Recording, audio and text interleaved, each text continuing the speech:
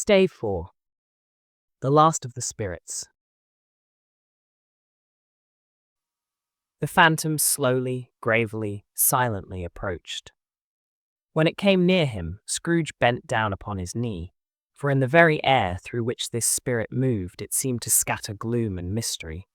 It was shrouded in a deep black garment, which concealed its head, its face, its form, and left nothing of it visible, save one outstretched hand. But for this, it would have been difficult to detach its figure from the night and separate it from the darkness by which it was surrounded. He felt that it was tall and stately when it came beside him, and that its mysterious presence filled him with a solemn dread.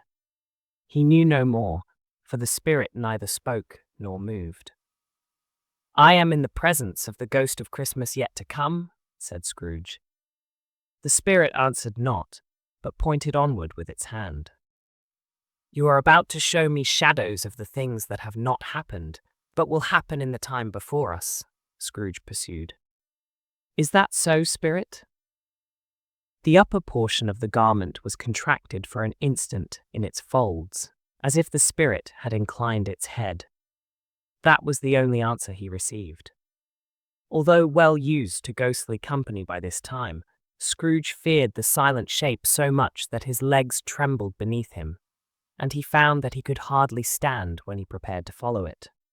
The spirit paused a moment, as observing his condition and giving him time to recover. But Scrooge was all the worse for this. It thrilled him with a vague, uncertain horror to know that, behind the dusky shroud, there were ghostly eyes intently fixed upon him, while he, though he stretched his own to the utmost, could see nothing but a spectral hand and one great heap of black. "Ghost of the future," he exclaimed, "I fear you more than any spectre I have seen.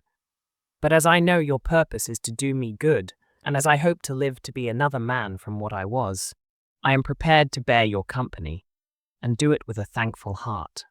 Will you not speak to me?" It gave him no reply. The hand was pointed straight before them. "Lead on," said Scrooge. "Lead on. The night is waning fast, and it is precious time to me, I know. Lead on, spirit." The phantom moved away as it had come towards him. Scrooge followed in the shadow of its dress, which bore him up, he thought, and carried him along. They scarcely seemed to enter the city, for the city rather seemed to spring up about them and encompass them of its own act. But there they were in the heart of it, on 'change amongst the merchants, who hurried up and down, and chinked the money in their pockets, and conversed in groups, and looked at their watches, and trifled thoughtfully with their great gold seals, and so forth, as Scrooge had seen them often. The spirit stopped beside one little knot of businessmen. Observing that the hand was pointed to them, Scrooge advanced to listen to their talk. "No," said a great fat man with a monstrous chin.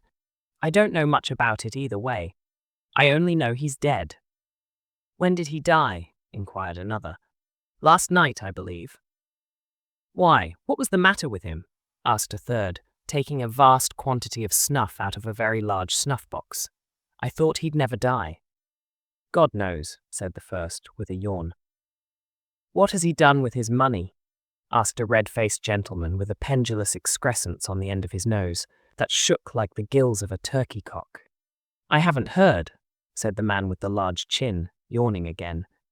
"Left it to his company, perhaps. He hasn't left it to me. That's all I know." This pleasantry was received with a general laugh. "It's likely to be a very cheap funeral," said the same speaker, "for upon my life, I don't know of anybody to go to it. Suppose we make up a party and volunteer?" "I don't mind going if a lunch is provided," observed the gentleman with the excrescence on his nose. "But I must be fed if I make one." Another laugh. "Well, I am the most disinterested among you after all," said the first speaker, "for I never wear black gloves, and I never eat lunch, but I'll offer to go if anybody else will. When I come to think of it, I'm not at all sure that I wasn't his most particular friend, for we used to stop and speak whenever we met. Bye-bye."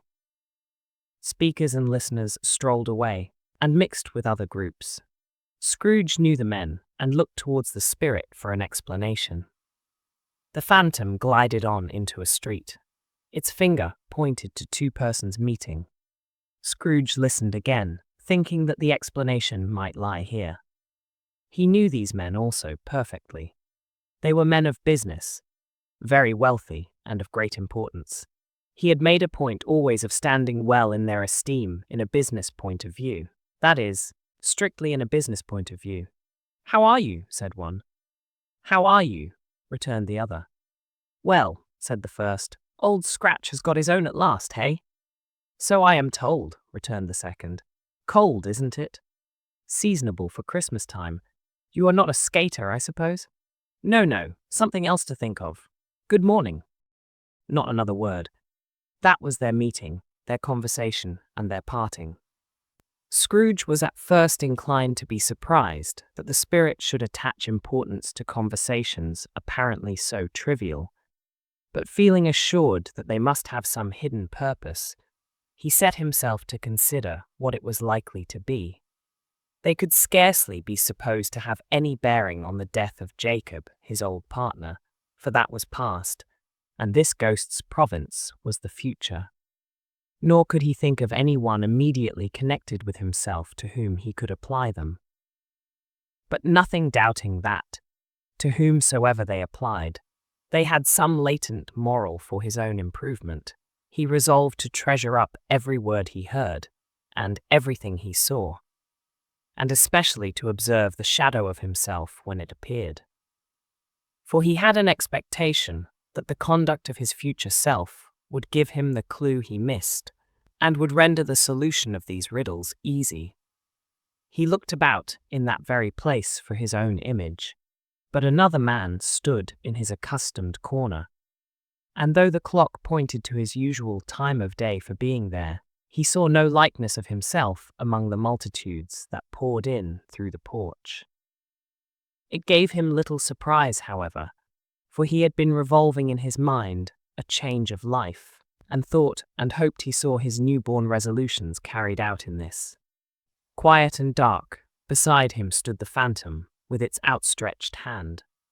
When he roused himself from his thoughtful quest, he fancied, from the turn of the hand, and its situation in reference to himself, that the unseen eyes were looking at him keenly. It made him shudder and feel very cold.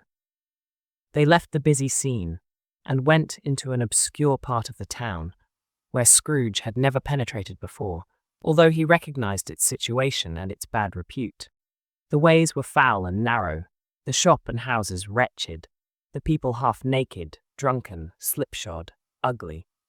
Alleys and archways, like so many cesspools, disgorged their offences of smell and dirt and life upon the straggling streets, and the whole quarter reeked with crime, with filth and misery.